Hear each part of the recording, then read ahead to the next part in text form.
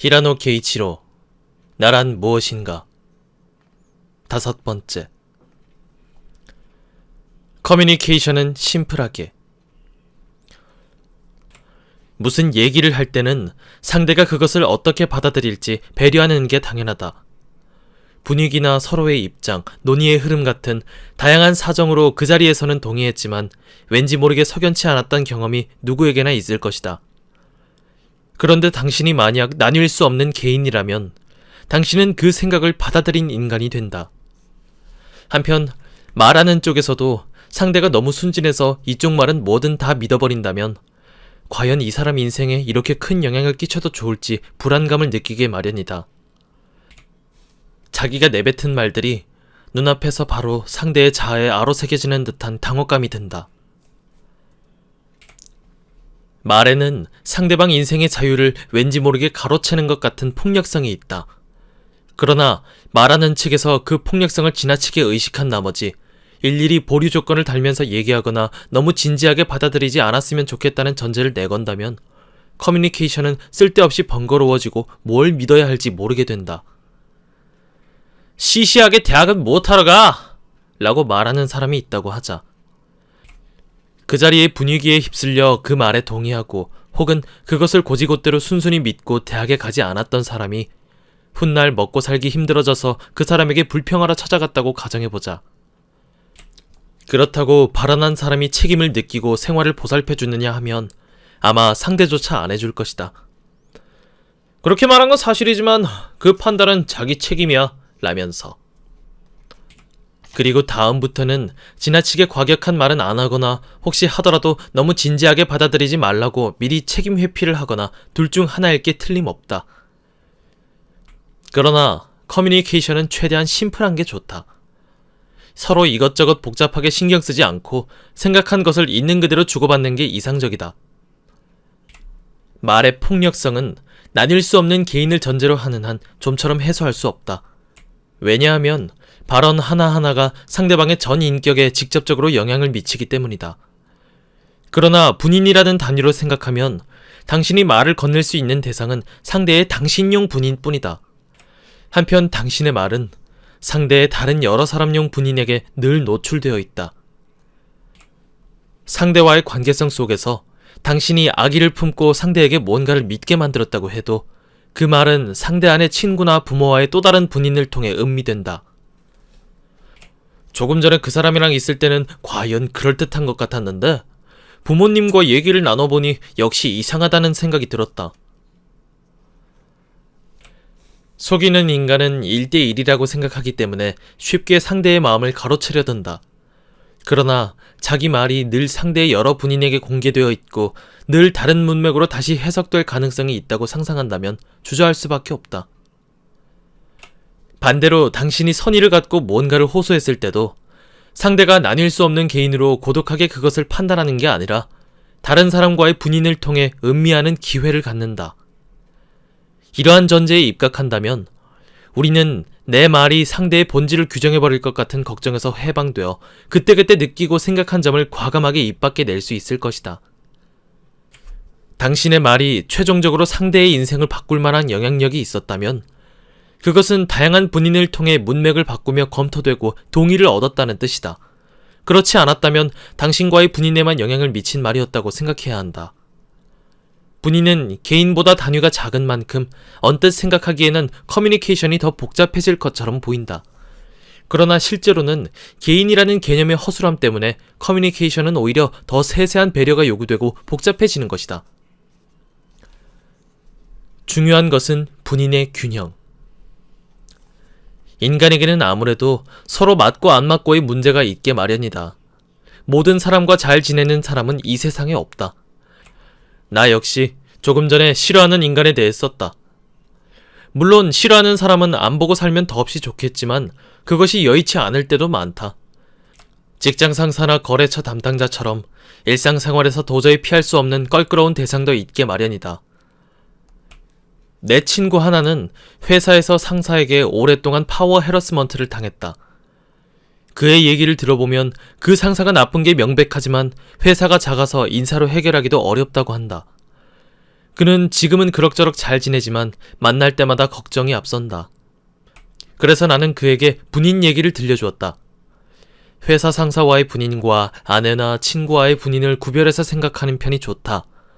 상사와의 사이에서는 불행한 분인화가 일어나고 있지만 자기의 정체성이나 개성을 고려하는 선에서는 그 분인의 비율을 크게 받아들이지 말고 아내나 친구와 같이 있을 때의 분인을 소중히 여겨라. 자기를 분할 불가능한 개인으로 간주해버리면 회사에서의 상태 그대로 다른 사람도 접해야 한다. 그래서야 삶이 즐거울 수 있겠냐고. 물론 이런 분석을 한다고 문제가 단번에 해결되지는 않는다. 그러나 분인이라는 시점을 도입함으로써 현상을 재검토할 수 있다. 내 친구와 마찬가지로 직장의 인간관계 때문에 괴로워하던 또 다른 지인이 있었는데 인사이동으로 거북한 상사의 그늘에서 벗어나 그 분인으로 살지 않게 된 후로 몰라보게 활기가 넘친다. 최근 자주 들리는 새로운 타입의 우울증 증상이 있다. 건강이 안 좋다고 회사를 계속 쉬어서 동료나 상사가 문병하러 가보니 정작 본인은 쌩쌩하고 친구와 술을 마시러 나갔다는 유형이다. 예전 같으면 단순한 꾀병으로 간주될 게 틀림없지만 본인은 경제적인 불안감도 있을 텐데 고작 꾀병 따위를 둘러대다 회사를 잘리고 싶지는 않을 것이다. 그런데도 도저히 회사에 나갈 수가 없는 것이다. 그렇지만 친구가 부르면 몸이 갑자기 가벼워지며 건강해진다. 나는 정신과 의사도 상담 전문가도 아니지만 이 이야기를 들으니 예전에는 개인 단위로 발병했던 우울증이 이제는 분인 단위로 일어나는 게 아닌가 하는 생각이 들었다. 불행한 분인을 갖고 있을 때는 일종의 리셋 소망이 싹튼다. 그러나 우리는 그럴 때야말로 신중하게 지워버리고 싶고 그만 살고 싶은 것은 여러 개의 분인 중에 불행한 분인 하나임을 의식해야 한다. 잘못해서 개인 자체를 지워버리고 싶다거나 삶을 포기하고 싶다고 생각한다면 돌이킬 수 없는 일이 벌어지고 만다. 패캉에서 라는 소설에서는 이것을 자기와 자기 상의 차이라는 형태로 정리했다. 나는 이 주제를 공백을 채우세요 라는 장편 소설에서 또다시 다뤘다. 일단 분인이 생겨난 이상 그것을 쉽게 배제할 수는 없다. 그러나 관계를 끊으면 그 분인은 갱신되지 않으며 하루 중에 그 분인으로 살아가는 시간도 줄어든다. 그렇게 되면 상대적으로 다른 분인보다 비중이 낮아질 게 틀림없다. 중요한 것은 늘 자기 분인의 전체 균형을 바라보는 태도다. 내 안에는 언제나 여러 분인이 존재하므로 혹시 분인 하나의 상태가 나빠져도 다른 분인을 발판으로 삼으면 된다. 이쪽이 안 되면 저쪽이 있다고 생각하면 그만이다. 그러는 중에 여유가 조금 생기면 상태가 나빠진 분인을 어떻게 다뤄야 할지 다시 곰곰이 생각해보면 된다. 인생은 하이리스크 하이리턴이다. 하나의 인격으로 운에 맡기고 살아가면 된다고 생각하는 사람도 있을 것이다. 그렇게도 잘만 풀린다면 아무 문제가 없다. 행운이니 가만 내버려두자. 그러나 우리가 매일같이 직면하는 사회의 복잡성은 행운만으로 극복해낼 수 없다. 적어도 이래저래 고민하는 사람에게 행운이 함께하기를 이라고 조언할 수는 없는 노릇이다. 분인으로 가시화한다. 이상에서 살펴본 바와 같이 분인이라는 단위를 도입하면 다른 무엇보다 지금까지는 개인이라는 단위가 너무 커서 다룰 수 없었던 문제들을 정리하는 데 유효하다. 이쯤에서 확인하는 차원으로 1장에서 다뤘던 나의 체험이 분인의 관점으로 보면 어떻게 이해될 수 있는지 살펴보기로 하자. 한 예로 옛 친구와 현재 친구가 동석했을 때 느꼈던 당혹감을 들었다. 그것이 무슨 얘기인지는 이미 알고 계실 것이다. 고등학교 친구와의 분인과 대학 친구와의 분인이 동시에 나타나서 까다롭고 성가셨던 상황이다. 그러나 만약 그들도 분인이라는 개념을 이해하고 있었다면 일단은 내가 고등학교와 대학에서 다른 인격을 가지고 있는 데에 대해 아무런 의문도 갖지 않았을 테고 그 전환에 따른 혼란도 딱히 의아한 현상으로 여기지 않았을 것이다. 그 상황을 돌이켜보다 또 한 가지 떠오른 추억이 있다. 나는 초등학교 무렵에는 아무렇지 않았는데 중학생이 되자 어머니가 운동회 구경을 오는 게 갑자기 싫어졌다. 나뿐만이 아니다. 동급생들은 대체로 다 그렇게 말했다. 나는 어머니와 얘기를 나누는 모습을 남들에게 보이기 싫었고 반 친구와 죽어라 기마전을 하는 모습을 어머니에게 보이기는 더더욱 싫었다. 나는 그것을 단순히 사춘기가 되어서 부모로부터 독립하기 시작했기 때문일 거라고 생각했다. 그러나 이 문제도 오히려 본인에 주목해서 생각하는 게 납득이 잘 될 것 같다. 나는 역시 부모와의 분인과 친구들과의 분인이 섞여버리는 게 싫었던 것이다. 친구와의 분인에 최선을 다하고 싶어도 어딘가에서 부모가 지켜보고 있다는 의식이 그것을 방해하고 만다. 집에 돌아가서 집에서는 못 보던 표정을 봤네 라는 얘기를 듣고 싶지 않은 마음도 있었다. 딱히 사춘기라 부모를 까닭없이 꺼린 것도 아니다. 파리의 어학원에서 생겨난 음울한 나와 방과 후의 쾌활한 나도 두 가지 분인으로 설명할 수 있을 것이다. 나는 양쪽 다 의도적으로 캐릭터를 선택한 게 아니다. 어학원 교실에서의 분인과 일본인 지인과의 분인 두 가지가 존재했다. 분인이 만들어지는 과정은 의도적으로 조절할 수 없다. 내가 어학원에서 아무리 노력해도 방과 후에 나만큼 쾌활해질 수는 없었을 것이다. 분인은 반드시 타자와의 상호작용에서 생겨난다. 나는 지금은 음울했던 어학원 분인의 절반은 어두운 스위스인들 때문이었다고 생각한다. 그들은 절대 나쁜 사람들이 아니었다. 오히려 전혀 다른 장소에서 다른 형태로 만났다면 우리는 서로 좀 더 다른 분인이 되었을 것이다. 나는 반을 바꾸자마자 금세 활기를 되찾았다. 같은 장소라도 교실에 함께 있는 사람이 바뀌는 것만으로도 그렇게 달라지는 것이다. 환경을 바꾸는 것은 단순하지만 특효약 같은 효과를 발휘할 때가 있다. 자아찾기 여행은 문자 그대로 받아들이면 어리석게 느껴지지만 사실은 분인화의 메커니즘에 대한 날카로운 직감이 발휘된 것일지도 모른다. 그도 그럴 것이 그 여행을 분인주의적으로 바꿔 말하면 새로운 환경, 새로운 여행을 통해 새로운 분인을 만들겠다는 목적이 있기 때문이다. 현재 내 분인의 라인업에는 뭔가가 부족하다. 진정으로 만족스러운 분인이 없다. 따라서 그들의 총체로 이루어지는 나의 개성에도 만족할 수 없다. 실제로 뜻밖의 외국 생활의 분인에서 삶의 편안함을 발견하고 현지에서 여행 코디네이터 같은 일자리를 구하는 사람도 있다. 이때 이상적인 구성 비율의 분인으로 살아갈 수 있게 되었다는 것은 축복받아 마땅한 일이다. 폐쇄적인 환경이 괴로운 이유. 렌둔형 외톨이는 대인관계를 차단함으로써 지우고 싶은 분인을 소멸시키는 일면이 있다. 나중에 언급하겠지만 실제로 불교의 출가는 사회적인 분인을 말소하고 종교적인 분인으로만 살아가기 위해 필요한 절차다. 그러나 일단 틀어박혀버리면 새로운 타자와의 만남이 사라지고 지금 갖고 있는 타자와의 분인도 갱신할 기회를 잃고 만다. 따라서 오로지 과거의 분인으로만 살아가야 하기 때문에 변화는 점점 더 어려워진다. 폐쇄적인 환경에 놓이면 누구나 괴롭다. 그것은 감각적으로는 모두 알고 있겠지만 내가 그 이유를 깊이 파고들며 고민해본 작품이 결교회 후에 발표한 던이라는 가까운 미래에 대한 장편 소설이다. 던에서는 2030년대 유인 화성 탐사를 주제로 다뤘다. 나는 그 취재 과정에서 인류가 화성에 갔다 오려면 기간이 2년 6개월에서 3년씩이나 필요하다는 사실을 알게 됐는데 그게 과연 가능한 일일까 하는 의구심부터 들었다. 당시 나사의 계획으로는 승무원이 6명가량 배정되었다. 2년 6개월이나 되는 기간 동안 그들은 변변한 사생활도 없는 비좁은 우주선이나 화성기지에 틀어박히게 된다. 항해와는 달라서 답답하다고 잠깐 바깥바람을 쐬고 올 수도 없는 노릇이다. 뭔가 안 좋은 상황이 발생하면 곧바로 죽음이 기다리고 있다. 제 아무리 마음이 잘 맞는 동료라도 그 스트레스는 거의 고문이나 다를 바 없다. 사실 임무 달성의 가장 큰 불안 요소는 우주선의 기술력보다 승무원들의 정신 상태인 셈이다. 왜 이러한 폐쇄 환경이 가혹할까? 그것은 그들이 다양한 분인화의 기회를 빼앗겼기 때문이라는 게 나의 추측이다. 우리는 일상생활 속에서 여러 분인으로 살아가기에 비로소 정신적인 균형을 유지할 수 있다. 회사에서의 분인에 이상이 생겨도 가족과의 분인이 순조로운 상태라면 스트레스는 경감된다. 반대로 아이가 아무리 귀여워도 집에 틀어박혀서 매일 아이만 상대하다 보면 기분 전환 삼아 밖에 나가 친구와 식사라도 하고 싶어지게 마련이다. 전업주부의 육아 스트레스를 이해하려면 분인 구성 비율에 대한 배려가 필요하다.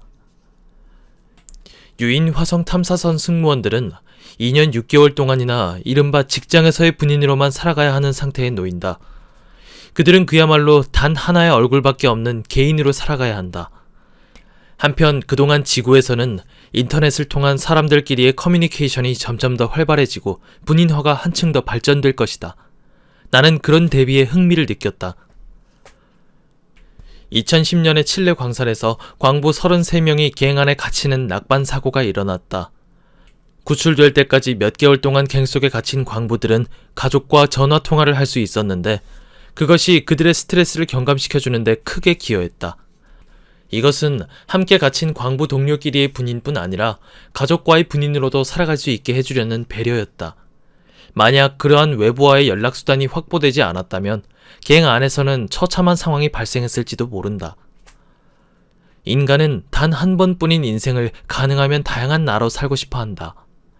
대인관계를 통해 다양하게 변화할 수 있는 나를 즐기고 싶어 한다. 언제나 똑같은 나로 감금되어 있는 것은 큰 스트레스다. 소설이나 영화 주인공에게 감정을 이입하거나 애니메이션 캐릭터의 코스튬 플레이를 시도해보는 등의 변신 소망은 픽션 세계에 대한 분인화 소망으로 이해할 수 있을 것이다. 분인화를 억누르는 힘. 그렇다면 우리를 단 하나의 자, 단 한 사람의 개인으로 통합하려 드는 힘은 무엇일까? 예를 들어 전제적인 정치 권력은 한 인간이 분할 불가능한 개인이 아니라 분할 가능한 분인의 집합체인 쪽이 당연히 통치하기 어렵다.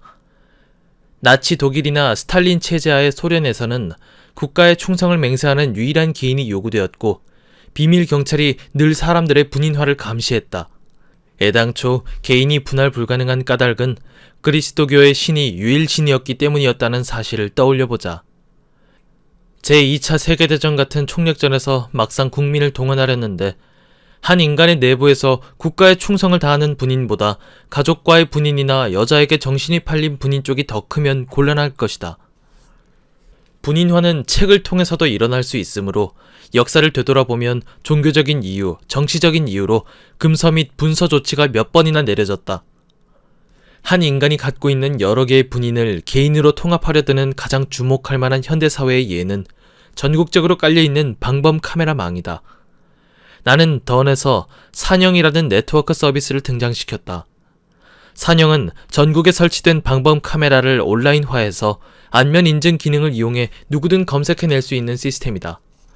예를 들어 내 얼굴 사진을 갖고 있는 사람이라면 방범 카메라의 기록 속에서 내가 찍힌 영상을 찾아낼 수 있는 것이다. 얼굴 없는 나체들을 언급한 대목에서 썼듯이 우리에게는 분인은 몇 개씩 있어도 얼굴은 단 하나뿐이다. 따라서 그 얼굴에 주목한다면 여기저기 뿔뿔이 흩어져 있는 분인을 통합해낼 수 있다. 사실 범죄 수사에서는 이미 이 기술을 응용하고 있다. 얼마 전에 옴진리교 도주범이 잇따라 검거되었는데 그것은 여기저기에 널린 방범 카메라 영상을 수사원이 분담해서 확인한 게 아니라 안면 인증 시스템을 이용해서 검색한 것이다. 그 결과 옴신자교의 분인이 아닌 다른 분인을 중심으로 살아가는 도주범도 꼬리를 잡히고 말았다. 던의 세계에서는 산영과 때를 같이 해서 가소성형이라는 기술이 확산된다. 오늘날의 성형수술은 하나의 얼굴을 다른 하나의 얼굴, 좀 더 아름답게, 좀 더 멋있게 바꿀 뿐이지만 이 가소성형은 특수한 물질을 주입해서 한 인간이 여러 개의 얼굴을 가질 수 있게 해준다. 산형을 이용하는 것은 국가 권력이 아니라 일반인이다. 왜냐하면 사람들은 자기의 지인이 어떤 분인을 갖고 있는지 알고 싶어 하기 때문이다. 다른 한편 사람은 타인에게 알리고 싶지 않은 분인도 갖고 있다. 분명 이 관계는 다람쥐 쳇바퀴처럼 제자리를 맴돌 것이다. 인간은 가만 내버려두면 대인관계마다 각각 다른 분인이 된다. 그러나 그 반동으로 개인이라는 정수적인 단위로 통합하려는 힘도 작용한다. 현실적으로 우리는 그 두 가지 레이어층을 왕복하며 살아가게 될 것이다. 분인화 억제는 꼭 강제로만 이루어지는 것은 아니다. 예를 들면 그리스도교에서 수도원에 들어가거나 불교에서 출가하는 까닭은 사회적인 관계를 끊고 신과의 분인, 불도 수행을 하는 분인 이외의 분인은 처분하기 위함이다. 수녀원에 들어간 젊은 아가씨가 남몰래 밖에 애인을 만들어버리면 당연히 그 남자와의 분인이 비대해져서 신과 마주하는 분인을 압박하고 만다. 따라서 외부와의 관계를 끊어야 한다. 출가한 불제자가 예전 가족이나 애인과의 관계를 그리워하면서 오는 번뇌는 가족과 애인과의 분인을 자기 안에서 말소시키는 어려움을 단적으로 보여준다. 또한 스톡홀름 증후군이라는 불가사의 현상도 분인의 관점으로 보면 이해할 수 있을지도 모른다. 은행 강도 등에게 습격당해 인질로 잡힌 사람들이라면 당연히 범인을 증오하고 싫어해서 한시라도 빨리 도망치고 싶어야 할 텐데 오랜 시간을 같이 지내는 사이 자기도 모르게 범인에게 공감하고 협력까지 할 때가 있다. 그것이 바로 실제 사건에 의거해서 스톡홀름 증후군이라고 불리게 된 정신 상태다. 이런 경우 폐쇄적 환경 속에서 범인과의 분인이 급격히 비대화되어 가족이나 친구와의 일상적인 분인을 압박해버렸다고 볼 수 있을 것이다. 또한 내부로 돌입하기 위해 설득을 계속하는 경찰과는 분인화가 일어나지 않기 때문에 그 말은 신용할 수 없는 측면도 있을 것이다. 어느 쪽이든 간에 매우 특수한 상황에서 생겨난 일종의 왜곡된 분인이라고 말할 수 있다. 분인주의적 육아론. 한 인간이 여러 분인의 집합체라는 관점은 아이들의 성장을 생각해보는 측면에서도 중요하다. 인간의 성장 과정에서 커뮤니케이션 기회가 가장 많은 상대는 기본적으로 부모 혹은 그에 상당하는 존재다. 태어나서 처음으로 분인화가 이루어지는 대상은 부모이며 철이 들기 전부터, 다시 말해 캐릭터를 바꾸거나 가면을 쓴다는 의식 이전부터 인간은 대인관계마다 다른 인격을 드러내게 된다. 엄마 품에 안겨있으면 얌전하고 조용하던 아이가 낯선 부모에게 맡겨지면 몇 시간씩 계속 울어대기도 한다. 거기에 페르소나라는 심리학 용어를 적용하면 웃긴 얘기가 된다. 부모는 부모대로 놀이방에 아이를 데리러 갔는데 내 아이가 놀이방 선생님에게 보이는 것과는 완전히 다른 미소를 지으며 반기면 한없이 기쁘다. 그런 모습을 보고 우리 애가 이중인격이야. 세상에 이런 어린애까지 인간의 표리를 드러내다니 라며 비관하는 사람은 없을 것이다. 인간은 꽤 많이 성장할 때까지 부모와의 분인을 기본으로 해서 대인관계를 넓혀간다. 따라서 부모의 존재가 중요한 것은 틀림없다. 아이는 부모의 거울이라는 말을 자주 사용하는데 이것은 아이가 가진 부모와의 분인을 의미한다고 해석할 수 있다. 어린 시절 부모에게 학대받은 사람은 그 분인을 언제까지고 떨쳐내지 못한다. 부모에 이어서 형제자매나 친척, 이웃 주민과의 분인이 생겨나고 나아가 놀이방이나 유치원, 초등학교에 들어가면 학교 친구나 교사와의 분인도 형성된다. 유치원에 다니기 시작하자마자 대체 어디서 배웠는지 의아할 정도로 나쁜 말을 쓰기 시작한다면 그것은 친구끼리의 분인화가 정상적으로 진행되고 있다는 증거다. 결국 아이의 성장 환경을 고려한다는 것은 그 아이에게 어떠한 분인 구성이 이상적인가를 고려하는 것이다. 가정교육을 잘 받고 여유로운 인간에게만 둘러싸여 있는 환경이 꼭 좋다고 단언할 수는 없다. 사회 자체가 좀 더 복잡할 뿐더러 다종다양한 인간으로 구성되어 있기 때문이다. 또한 인터넷에는 예를 들면 히틀러를 찬양하는 사이트까지 존재하는데 너무 순진한 나머지 그런 사상에 심취된 분인이 비대화되어 다른 분인까지 압박하는 일이 생긴다면 심각한 문제다. 실제로도 서구 사회에서 총기 난사 사건이 발생했을 때 그런 사이트의 영향이 심심찮게 지적된다. 어쨌든 간에 분인화는 일어난다.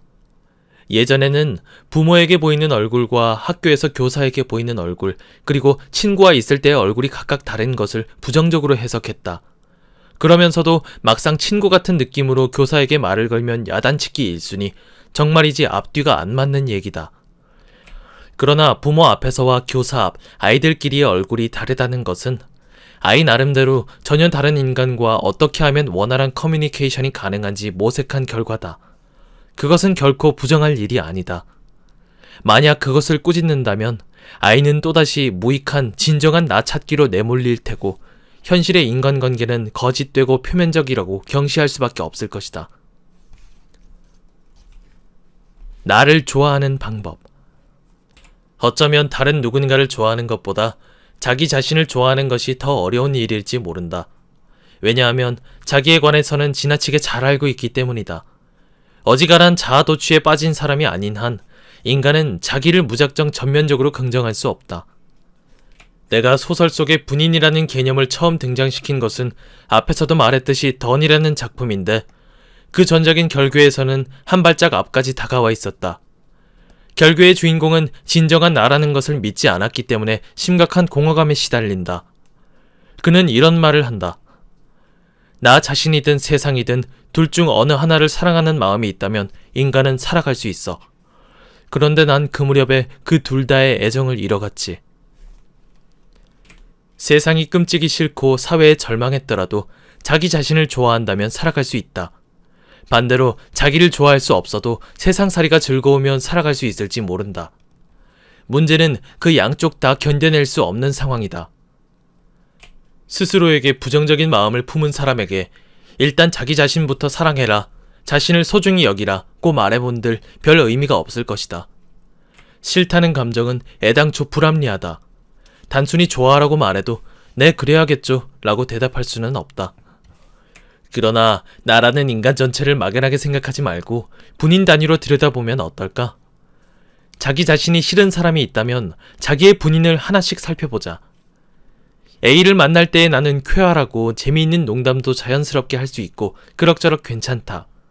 B와 같이 있을 때의 나는 늘 진지하다. 그것은 그것대로 만족스럽다. C와 있을 때의 나는 왠지 긴장되고 어색해서 마음에 안 든다. D와... 사람은 자기의 전부가 좋다는 말은 좀처럼 할 수 없다. 반대로 다른 아무 개와 있을 때의 나는 싫다는 말도. 그래서 만약 좋아하는 분인이 하나든 둘이든 있다면 그것을 발판으로 삼아 살아가면 된다. 그것은 꼭 살아있는 인간이 아니라도 상관없다. 나는 보들레르의 시를 읽거나 모리 오가이의 소설을 읽을 때의 나 자신이 싫지 않았다. 인생에 관해 깊이 생각해 볼 수 있었고 아름다운 말에 이끌려서 내가 보다 넓은 세계와 이어지는 느낌을 받았다. 그것이 나를 긍정하기 위한 입구였다. 분인은 타자와의 상호작용에서 생겨난다. 나르시시즘이 거북하고 꺼려지는 이유는 타자를 일절 필요로 하지 않고 스스로에게 취해 있다는 점 때문이다. 그러면 주위 사람들은 뭐 그럼 좋을 대로 해 라는 기분이 든다. 그런데 누군가와 함께 있을 때의 분인이 좋다는 사고방식은 반드시 한 번은 타자를 경유한다. 나를 사랑하기 위해서는 타자의 존재가 불가결하다는 역설이야말로 분인주의의 자기 긍정에서 가장 중요한 점이다. 인간이 감당할 수 있는 분인의 수는 한정되어 있다. 학교에서 고독해도 굳이 반 친구가 모두 좋아해주길 바랄 이유는 없다. 친구가 3명뿐이라고 보느냐, 좋아하는 분인이 3개나 있다고 보느냐는 생각하기 나름이다. 반대로 친구가 10명이고 20명이고 있으면 그들 모두에게 최적으로 분인화하기도 꽤 힘들 것이다. 그렇게 좋아하는 분인이 하나씩 늘어간다면 우리는 그만큼 스스로에게 긍정적으로 바뀔 수 있다. 설령 부정하고 싶은 자기가 있다 손 치더라도 자살이라는 형태로 자기 전체를 소멸시키려는 마음을 먹지 않고 어떻게든 잘 마무리 지을 수 있다. 4장 사랑, 죽음. 연애, 연과 애.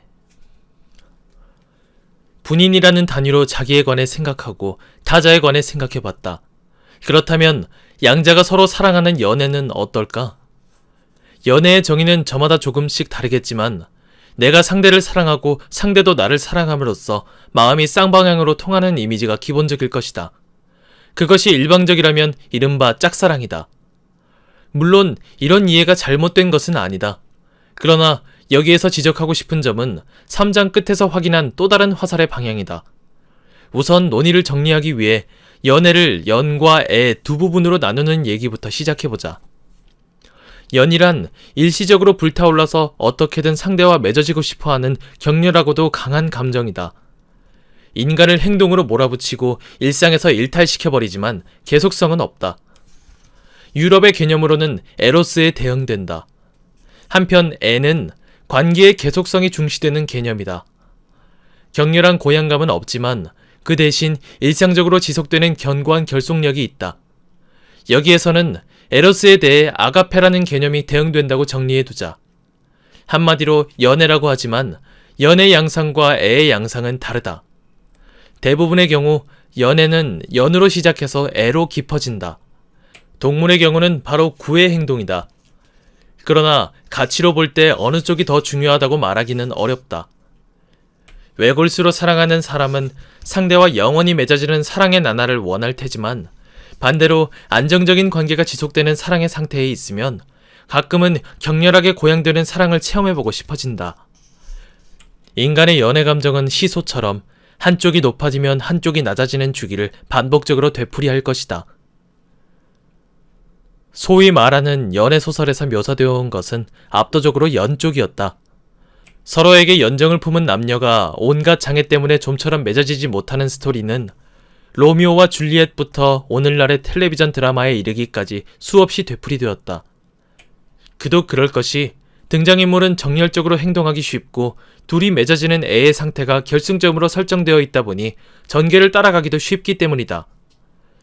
한편 애를 묘사하려 들면 이야기는 일상적으로 계속되는 관계가 중심이기 때문에 스토리에 변화를 주기 어렵고 정열적인 장면도 표현하기 힘들다. 그나마 이해하기 쉬운 상황은 그것이 매우 특수한 사정에서 이어지는 경우 혹은 사랑의 종말이나 붕괴라는 결승점이 훤히 내다보이는 경우다. 예를 들면 더스틴 호프만이 젊은 날에 주연했던 졸업이라는 영화는 연이 끝나고 애가 시작되면 두 사람은 과연 어떻게 될까 하는 왠지 모르게 불안한 장면으로 막을 내린다. 원래 연애라는 일본어도 개인과 마찬가지로 메이지 시대의 유럽에서 유입된 러브라는 새로운 개념의 번역어인데 처음에는 좀처럼 이해하기 힘들었다. 개인과 개인이 서로 사랑하는 형태인 연애가 인생의 중대사라는 사고방식이 당시 일본인에게 얼마나 와닿지 않았는지는 여러 문장에서 능히 짐작할 수 있다.